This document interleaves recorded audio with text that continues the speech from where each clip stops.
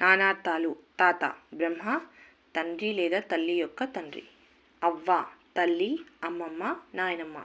ఆశ కోరిక, దిక్కు. కపి వానరం, సూర్యుడు, ఏనుగు, విష్ణువు. కర్కోటకం నాగుపాము, మారేడు, విషభేదం. కాలము సమయం, నలుపు, మరణం. నిగ్గు ఉత్కృష్ట కాంతి, కిరణం, సారం.